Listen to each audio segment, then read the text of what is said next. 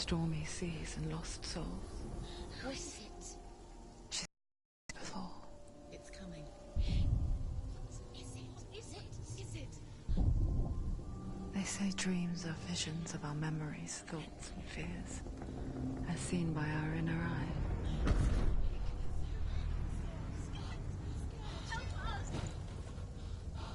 What if each one of us is always dreaming, even when awake?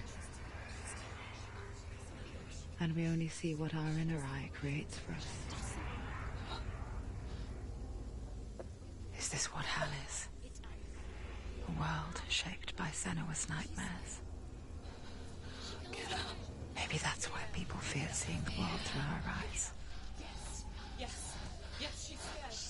Because if you believe that Senua's reality is twisted, you must accept that yours might be too.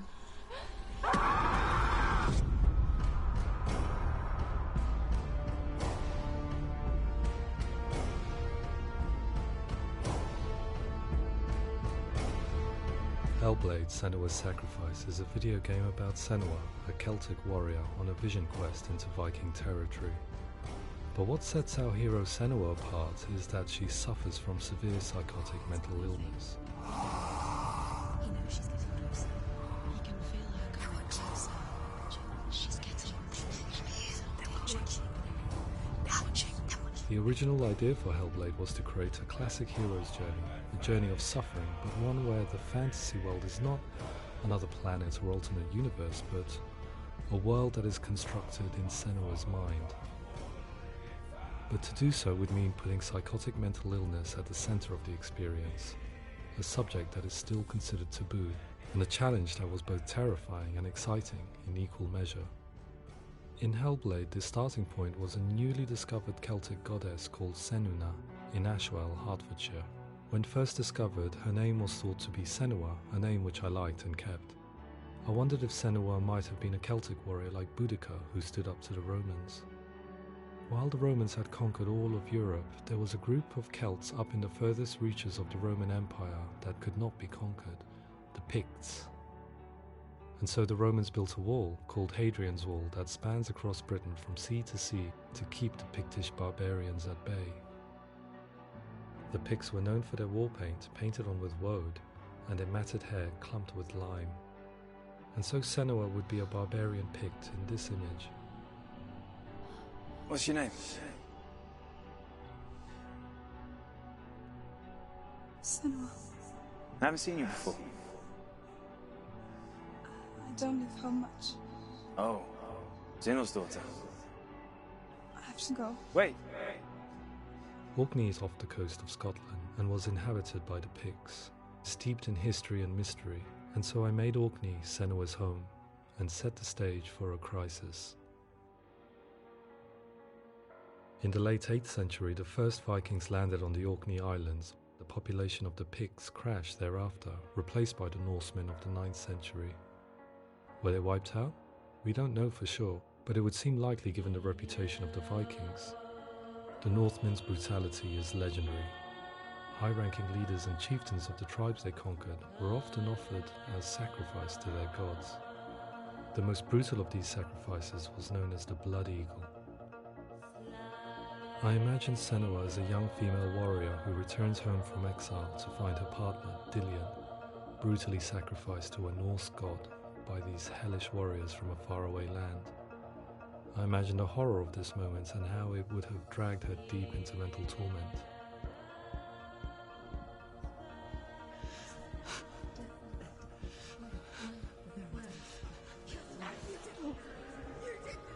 No!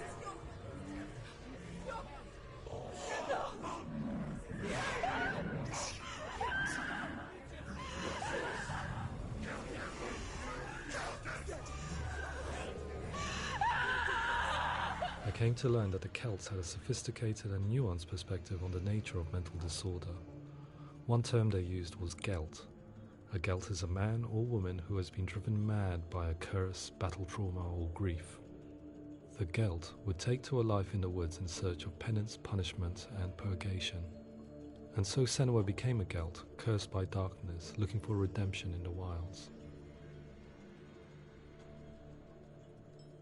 Another word the Celts used in reference to mental disorders was druth, meaning fool, or Liar. one who utters the words of God. They tell of the mad sinner who flees battle into exile and takes on a beastly nature, growing feathers on his body. The character called Druth in Hellblade is based on a little-known person called Findan, an 8th century Irish Celt who was captured and enslaved by the Vikings, but eventually escaped to Orkney where he became a monk. I will tell you my stories of hell, if I may walk with you. Upon meeting Senua, it would be his stories that fuel her quest deep into their world of gods. The Northmen say the world will come to an end. The sun will grow black, the earth will sink into the sea, the stars will disappear, fire and water will meet, flames will play against the sky, the heavens and earth and all the world will be burned, all the gods will be dead, and the warriors of Valhalla, people everywhere. Senua, prepare yourself for Ragnarok, for it is nigh.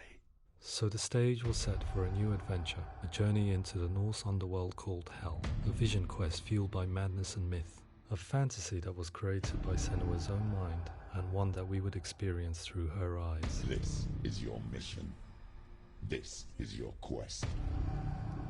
There is nothing else left. To make a game about a warrior with psychotic mental illness as its central theme was fraught with danger. Mental illness such as psychosis is still taboo and rarely acknowledged in a century of cinema, never mind the new medium of games. Where it does feature, it often conflates psychosis and psychopathy associated with a lack of empathy. It is unfortunate that these two words sound so similar that they are used interchangeably in media. I must admit that I didn't have to look very far to discover my own ignorance of the subject. So we reached out to Paul Fletcher, psychiatrist and professor of health neuroscience at University of Cambridge. Psychosis is a descriptive term, and it refers to having a loss of contact with objective reality. So it's characterized by two main sets of symptoms. One of them is hallucinations, where somebody experiences perceptions when there is no actual objective thing out there to perceive. You're already dead. Who are you? And the other is delusions, where somebody comes to very often bizarre, unpleasant, frightening beliefs when there's no good evidence in favour of them. There's no doubt about it. The source of the darkness is in Helheim. And the goddess Hela holds his soul there. We reached out to Welcome, a biomedical research charity that spends billions on research and awareness programs aimed at improving health. Mental health hasn't always been presented in the media in a way that is particularly helpful. It can be challenging to engage people with the subject matter, and there are a lot of preconceived ideas about mental health, and particularly schizophrenia and psychosis. So we hope our support allows the team to continue to collaborate with Paul Fletcher and with those who have experience of psychosis to create a game that provides a fresh perspective on the condition and allows audiences to engage with it in a way that just wouldn't be possible in any other medium. What started consultation convinced me that we were only scratching the surface of an immensely deep and interesting subject that could enrich and change the very nature of the game. That's cool. Thanks so much for coming here. Pleasure. Thanks. It's really interesting for me. I'd love to be involved. I think it's fascinating. Absolutely. Our understanding of psychosis is still very much a mystery, and ways of treating it are still primitive compared to physical illness. After all, it is easy to see the pain and suffering caused by physical diseases or physical trauma. It is not so easy to see the mental suffering and trauma of severe mental illness. But what if we could find a way to see it? Games are capable of drawing you in for hours on end, playing the role of a character who is different from you, experiencing their perspective, and actively involving you in a world that functions with a different set of rules.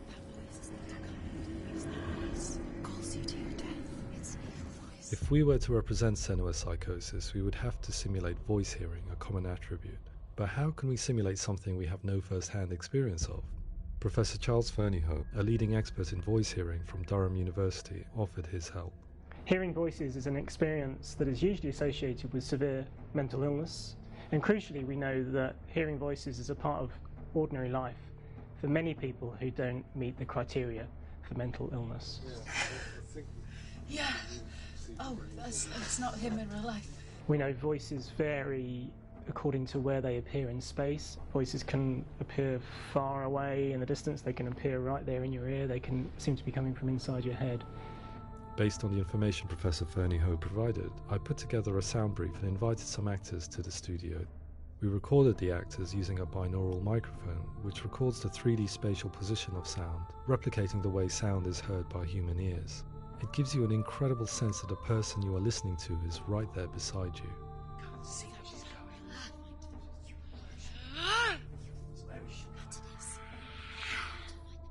Rachel Waddingham from the Voice Collective came to our studio with 2 young voice hearers to speak to our team. We talked at length about their experiences and they listened to our tests, giving us feedback on how we could improve on it. Everyone hates her. She's cursed. It's very hard to represent what this experience is like, partly because it's such a personal, intense, emotional experience.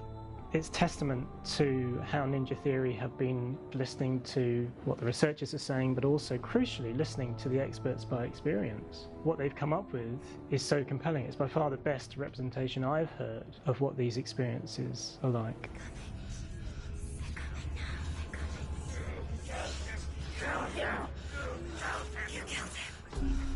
Other common attributes of psychosis are visions and flashbacks. We met with Recovery College East, who work with and care for people recovering from severe mental disorders. A group of service users gave us their first-hand account of what they experience. Sometimes when the visions or what we're seeing is too much, it becomes more difficult until eventually we perhaps don't see anything. The people we spoke to, the stories they told, were fascinating, harrowing and mind-boggling. The reality of what people experienced was vivid, far exceeding what I could possibly have imagined. We went away itching to represent some of these visions and flashbacks in the game. As we all know, my heart is so, love is so far away. Don't you know how I wanna feel deeper? I could never know how you grow, all these days are killing me. Now I see deep in me insanity does unfold. I just wanna feel deeper, deeper. I just wanna feel deeper, deeper.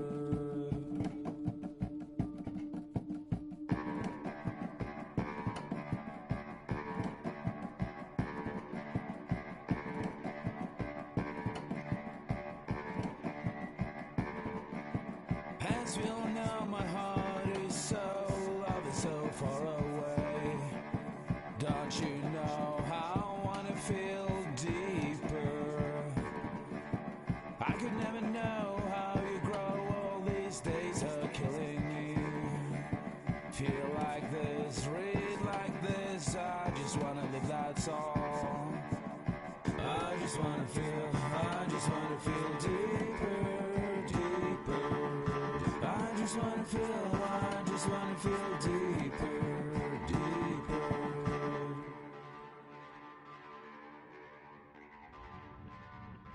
To refine our work, we continue to hold meetings with Recovery College East over the course of a year and a half, showing them what we had achieved so far and refining the in-game representations based on their feedback. With their help, flashbacks, visions and changes in perception were woven into the story and gameplay of Senua.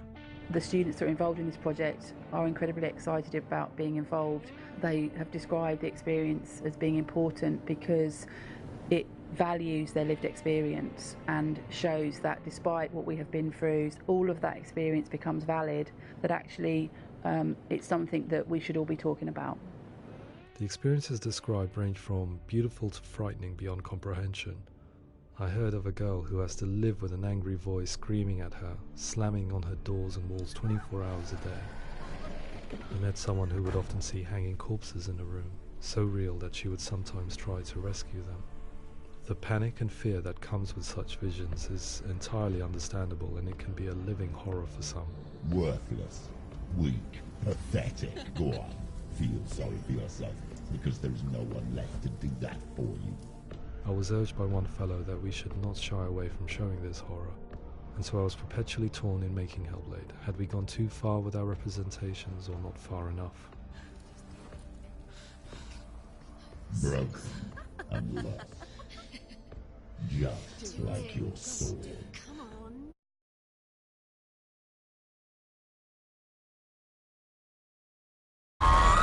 In some ways, voice hearing and visions were the low-hanging fruit, so to speak. There's another aspect of psychosis that is much harder to explain, but one that I think video games are uniquely able to represent, which are often called delusions. People begin to see patterns in the world. They begin to link things that most people wouldn't link. Most of the things that we might think would be coincidence or, not worth commenting on. Nevertheless, that might have a particular salience or importance for them. One individual described how everyday words, sounds, colours and objects were steeped in meaning to him, forming a strange and sinister puzzle that he was determined to solve but could not quite get to the bottom of. It's not just brain dysfunction. It's not like the system shut down. It's actually an incredibly creative process. The person creates a world populated with voices and phantasms and terrors, and they're completely immersed in it. They believe in it. We often invite people into the studio to play the game. In one of our playtests, they played through much of the game, making associations between runes, secret messages, and the threat of darkness that stalked them.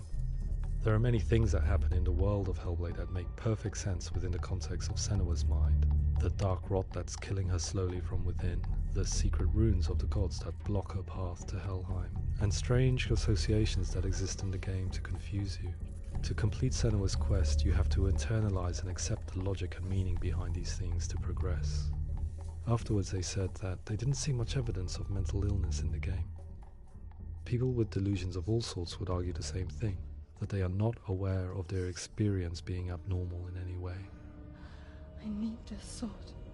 It's important. Representing perception changes and thinking patterns within Hellblade gives us a set of symptoms common in psychosis. But people with lived experience were keen to emphasize another point, that it is wrong to define a person by their symptoms. Quite often, the illness comes not from the symptoms, but from the stigma, isolation and mistreatment that comes about from the rest of society. They say that I'm cursed. What if they're right? I needed someone to portray Senua, someone who could believably internalize her suffering.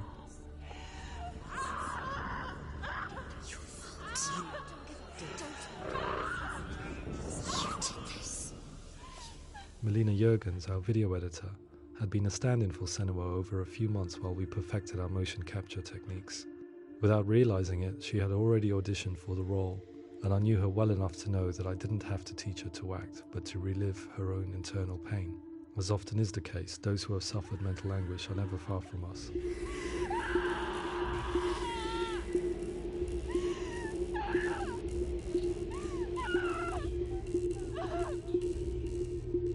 My hope is that by creating a compelling and aspirational character in Senua who feels very much real, albeit in a fantasy setting, we can provide a lens into her reality, a different one to yours, and this is where storytelling comes into play. I imagined her life based on common threads in real people's lives. She was always prone to psychosis as a child. Her mother Galina also heard voices and had visions, so perhaps there was a genetic aspect. Or perhaps it was cultural, as she lived within a world without science, of gods and superstition, as exemplified by her druid father Zimbal. Psychosis developed in her late teens to early 20s and was exasperated by stigma and isolation at the hands of the clansmen and her father. This darkness. It's spreading. The trauma of seeing her lover Dillian sacrificed tips her over the edge, making her remodel her reality around a concept that connects everything: the darkness. So the question, is what Senua experiences real? Can only be answered by saying, yes, it is real. It is her reality. All of her suffering will have been for nothing. It's just a matter of time. Towards the end of the project, service users and professionals that had collaborated with us were invited to see the near-final game. It was a chance to see if the game had reflected their views or if it had misrepresented them. For me, being involved in especially developing Senua's character has been really important, and being able to bring in my perspective and what I see and what I hear and having that built into the game has been a real privilege. It's gritty and it's meaty, and there are some tough subjects in there that are being tackled with honesty.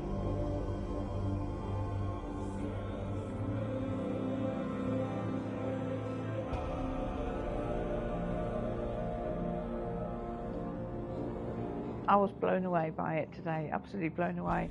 It was just fantastic to get the opportunity to use our lived experience in a very creative way. There's nothing tokenistic about the work we've put in. It feels like we've been listened to, things have been taken on board, and I think there was a lot of realism in the game itself, and it feels very authentic.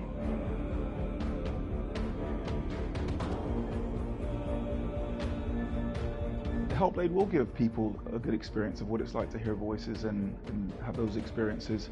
I'm glad that the guys at Ninja Theory kind of asked us to come along and help them build an experience that's positive when it comes out, and get myself a copy and have a go.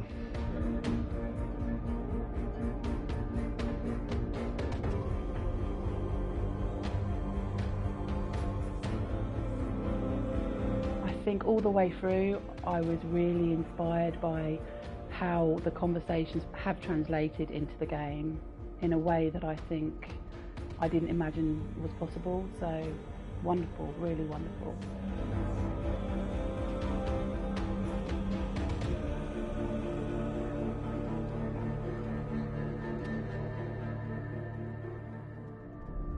I really hope that others will follow the lead they've set and use the power of something like a video game to change people's perceptions, to increase understanding, and ultimately to make some of the stigma around voice hearing and other experiences go away.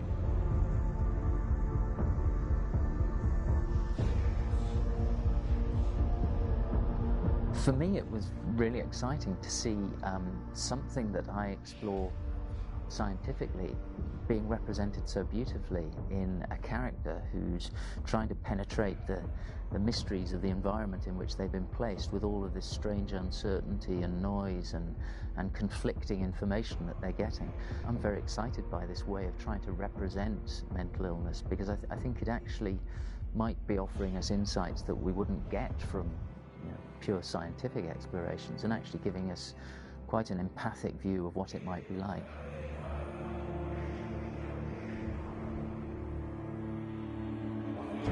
Mental illness has been with us for as long as we have been on this planet, but why? Why hasn't evolution stamped out this weakness from within our gene pool? I often pondered this question until I realized that the question had an inbuilt flaw. It assumes that being and thinking differently is a weakness. The only reason we have computers, spacecraft, medicine, poetry, art, and yes, even video games is because individuals are able to simulate new abstract realities in their minds and share them with the rest of us. We need people to be willing to see differently in order for us to progress as a society, and we need to be open to these new ways of seeing. And it is this spirit that motivated me to create Senua's story and share it with you.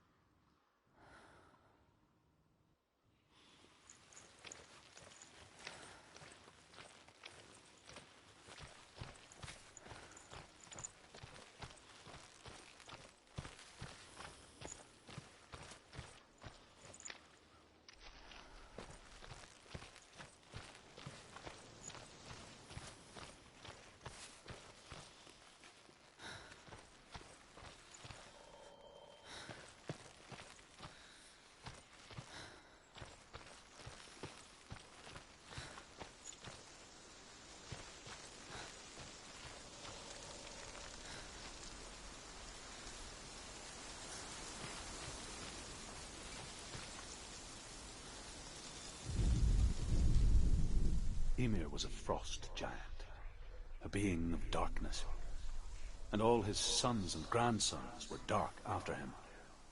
Of his daughters and granddaughters, some were monstrous, but others fair. But there was another who came from the ice. Buri. In shape, he was like a man, big and powerful. His son, Bor, took a fair giant to be his wife, and they had 3 sons. Odin was the eldest, and the Northmen hold him to be the foremost of the gods, the All-Father.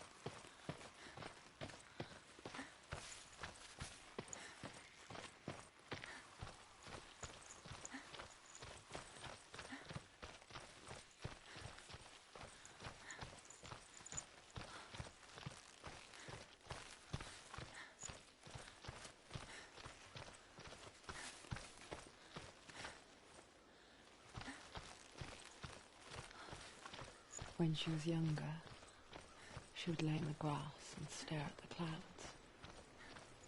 And as she saw them, elusive, shifting faces. After a while, she could see the faces everywhere. In the trees, the mountains, caves.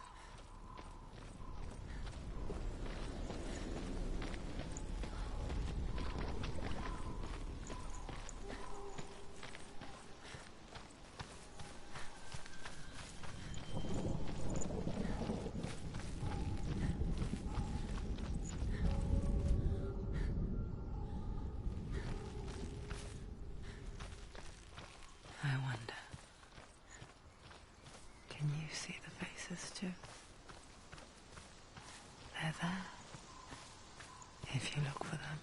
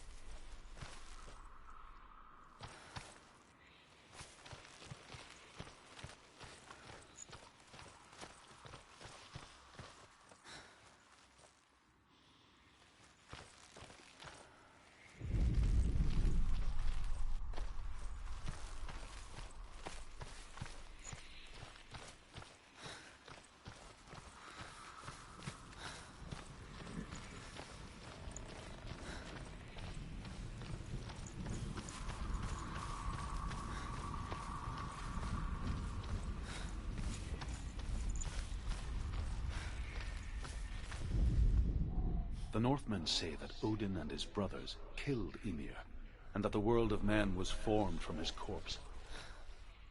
They made his bones into stone, and his flesh into earth, and his blood into the salt sea. They set his skull to be the bowl of the sky, with his brains for clouds.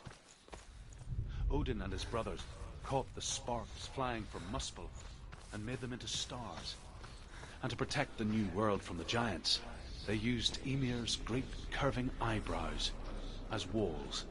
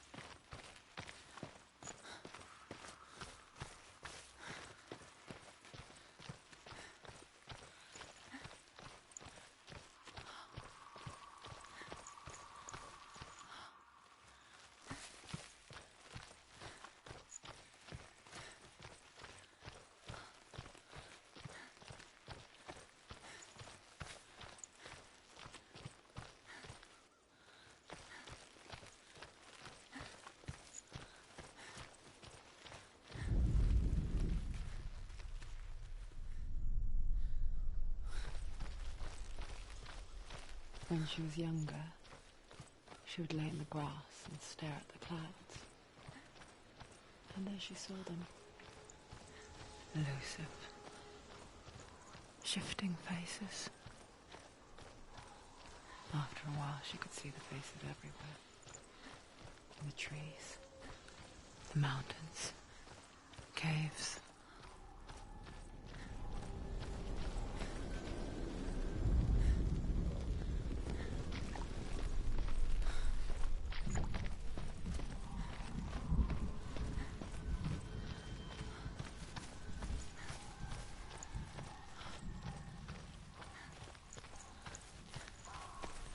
I wonder,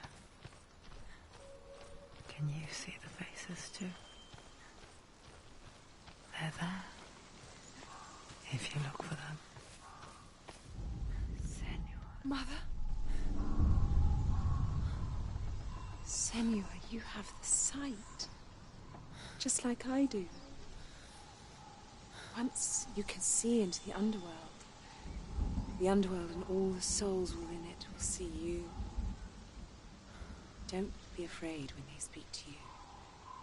I will always be here to guide you. Did you see her? That was her mother, Galina. She was a priestess, a healer.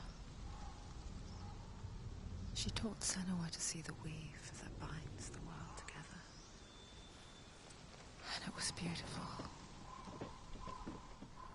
It was a time before the darkness. But when it did come, it first came for her mother. Senua still sees her face from time to time, hidden in the world. Like she's still watching over her. She misses her so much.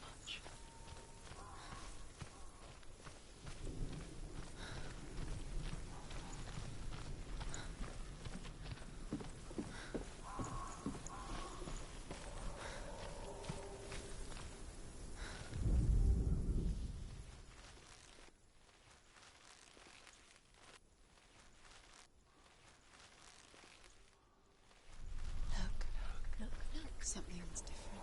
Something's changed. What's different? Can you see it? She can't see it. Why can't she see it? Look around you. What can you see? Look how much it's changed. Look.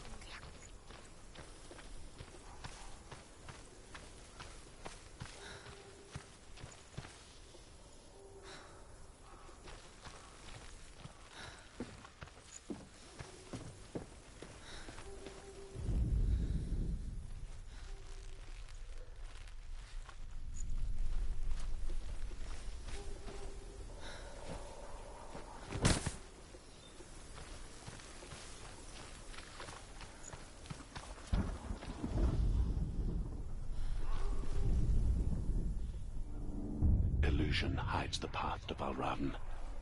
Don't trust your eyes. Find another way to see the truth.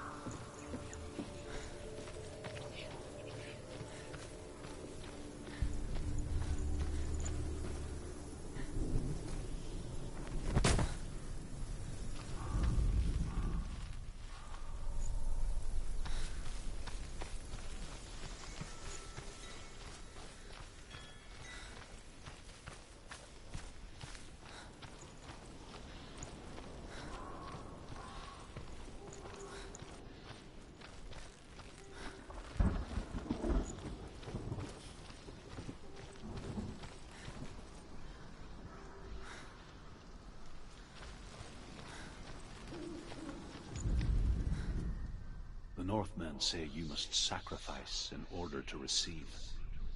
They tell how the runes were revealed to Odin only in sacrifice. He hung himself from the world tree, and he stabbed himself with a spear, and he dedicated the sacrifice to himself. For 9 nights he hung on the tree without food or drink, and at last he saw the runes below him. He gave a cry and gathered them.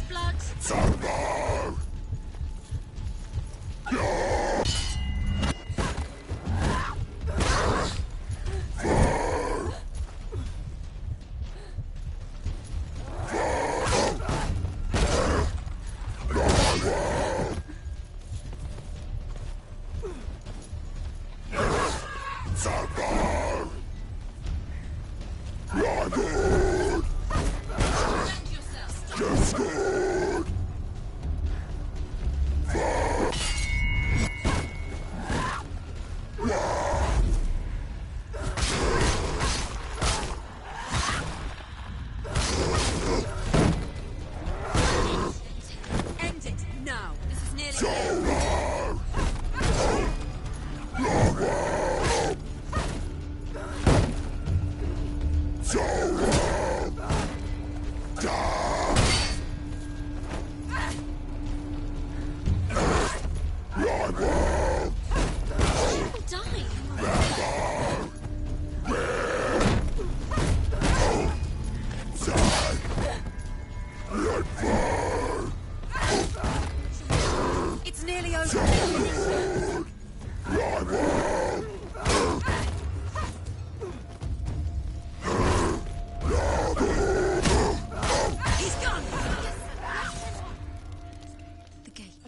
She needs to go back. She can't. It won't open. Why won't it open? There's another challenge. She hasn't challenged Cert.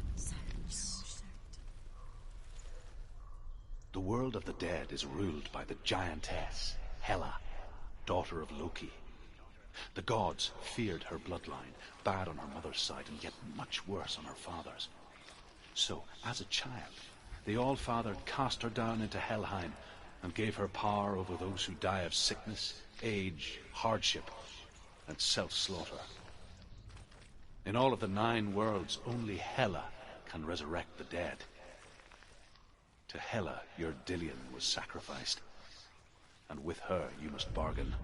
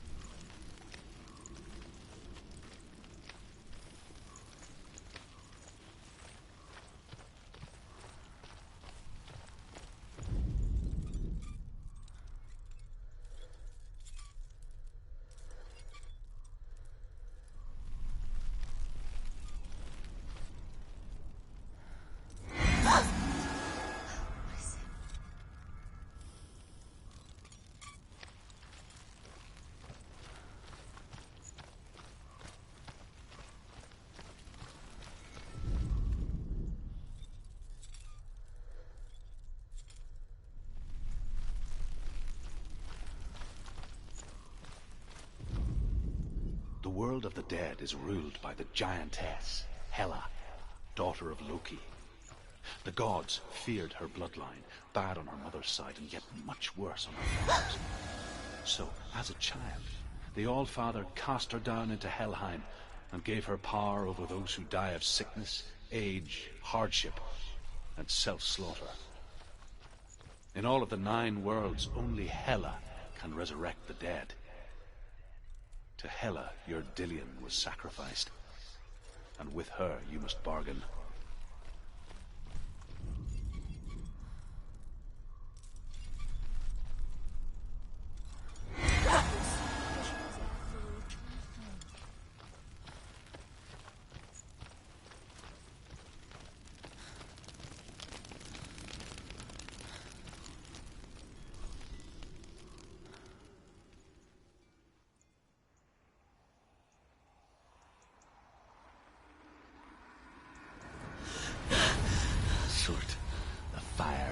Has answered.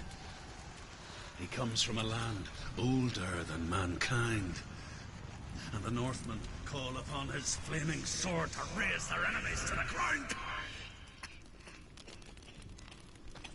Find him, Senua, and spill his blood.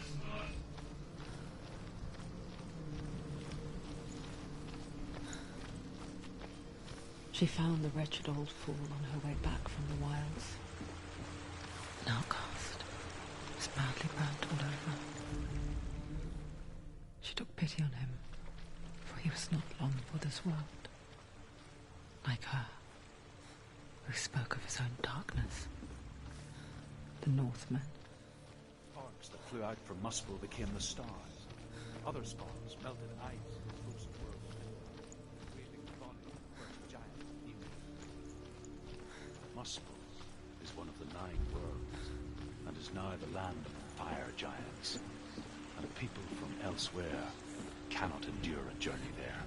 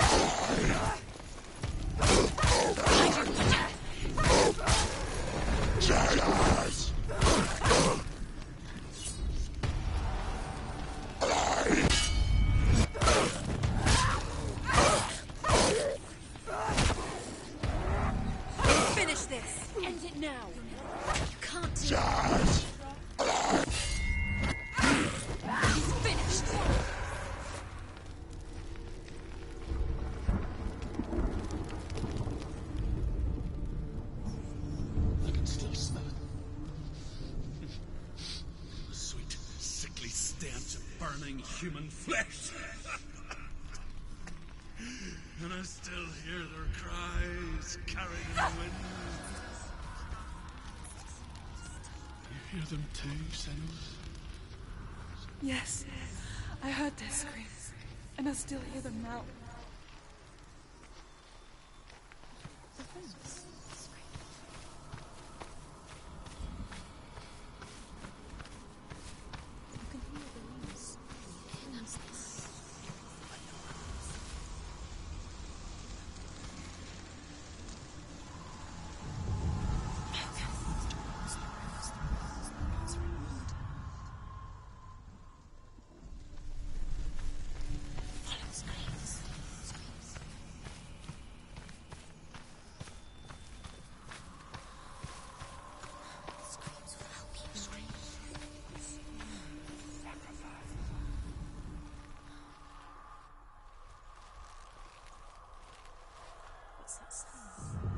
Focus.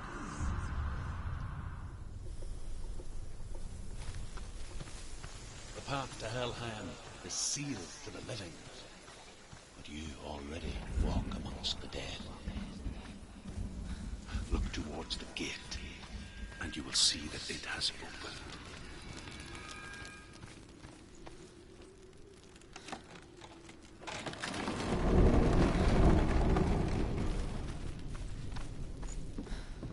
When they first came to my lands, I knew enough of their tongue to beg for mercy, and they took me as a slave. I wish now that they had slaughtered me like the others. I rode their storm of fire, death, and slavery to many lands. This darkness you speak of, I know it well. And I'm still here to fight it.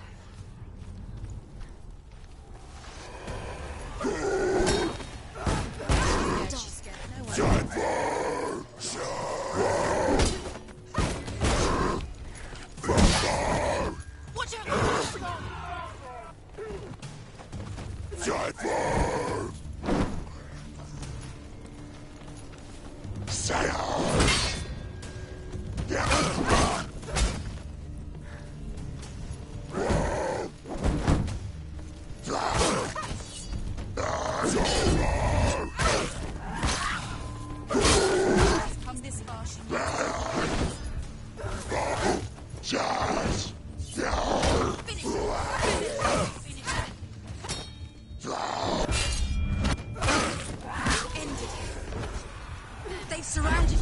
She's not strong enough.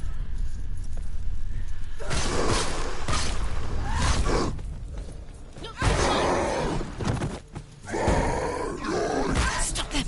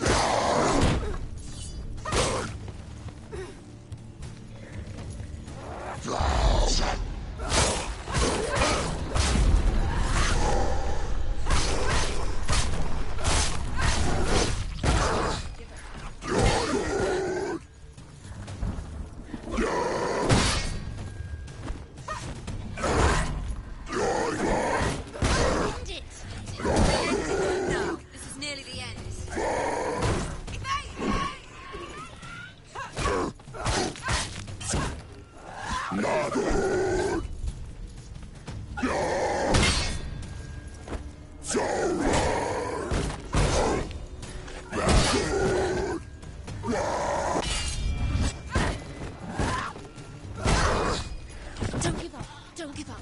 Yes.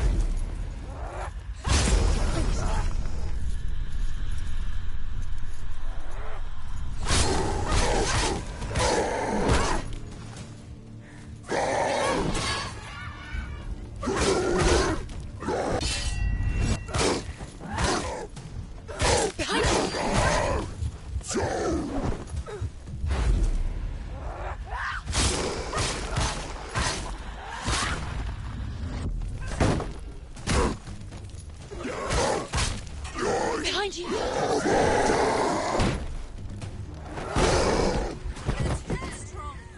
Get out of the way!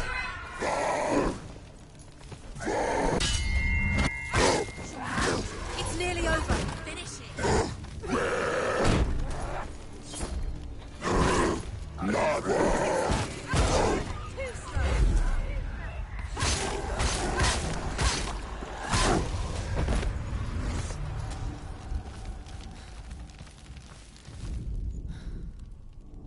When you see a fire gate of Surt, know that only a sacrifice will stoke the fires of Muspel and let the dead walk through. Find the fire, Senua, to follow the path to Surt.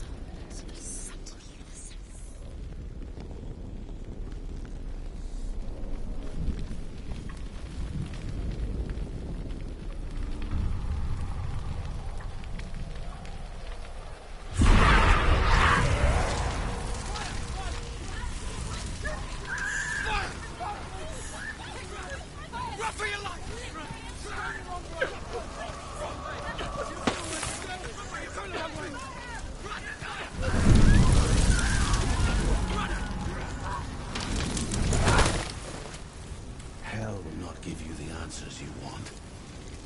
But you mustn't look away from the horrors it does offer. Because you cannot overcome suffering. You refuse to look at it.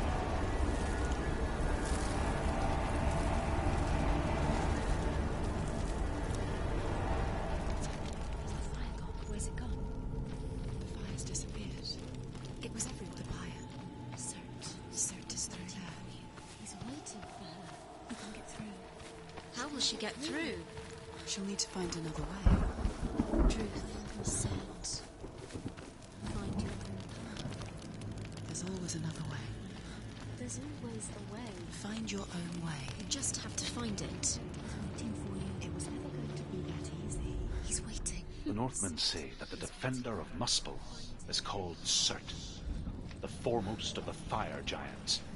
His name means the Black One, because he is like something burnt. The Northmen believe that he sits at the border of Muspel with his flaming sword. He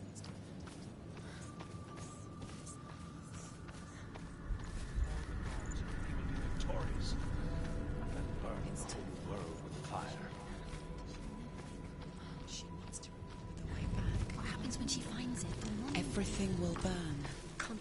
Concentrate on where you're going. She needs to remember the path. Everything will burn, then how will she find the way back? She won't. She won't be able to tell.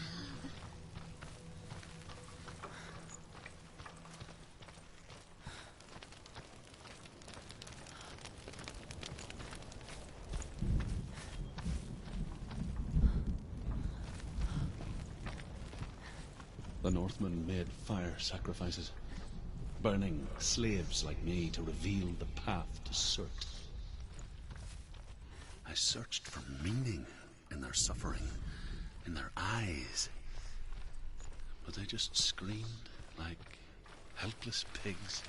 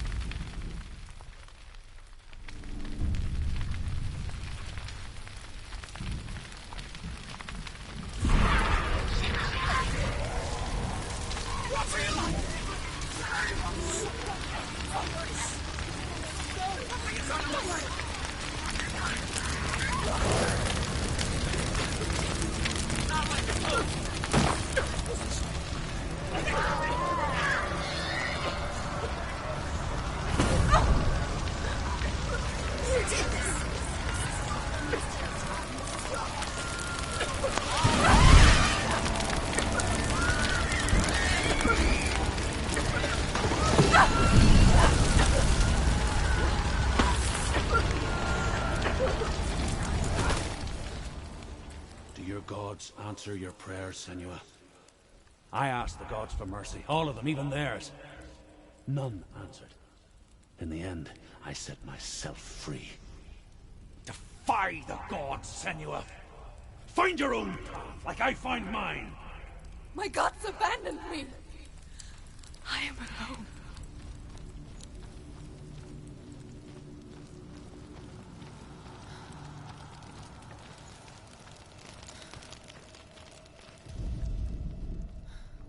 Find the fire, Senua, to follow the path to Surt.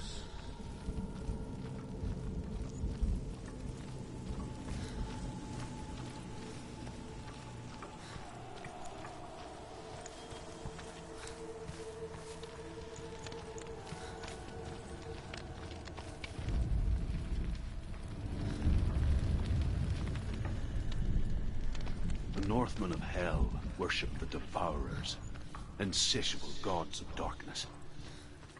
I come from Erin, Senua, where I once followed my own gods, the Tuatha De Danann. Why did you abandon your gods? Senua, I was a man of knowledge, not a warrior. To survive, I did things. Bad things. Like you, Senua. The man I once was has died. And when that happens, even gods you worship can die with you.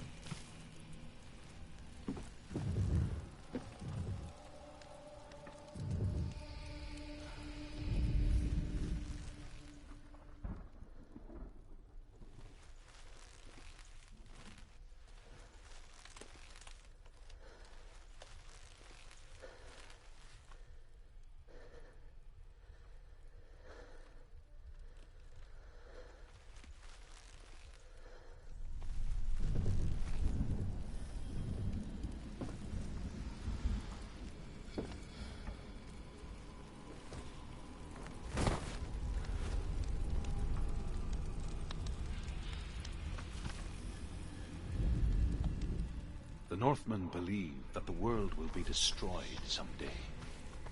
They call it Ragnarok, the destiny of the gods. Asgard will be attacked by Surt and the fire giants. A monstrous wolf will swallow the sun, and the gods will fight in vain against their enemies. There is nothing they can do to prevent it, but Odin ever seeks knowledge and magic, hoping to find a way to postpone that dark day.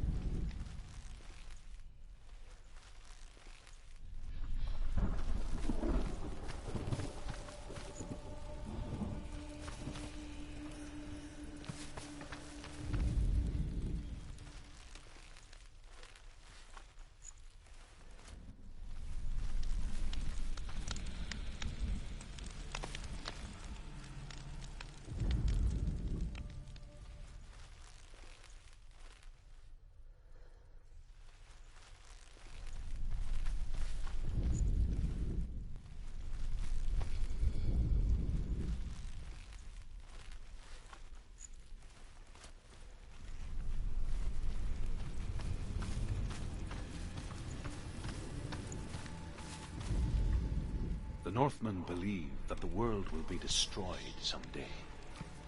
They call it Ragnarok, the destiny of the gods. Asgard will be attacked by Surt and the fire giants. A monstrous wolf will swallow the sun, and the gods will fight in vain against their enemies. There is nothing they can do to prevent it, but Odin ever hoping to find a way to postpone that dark day.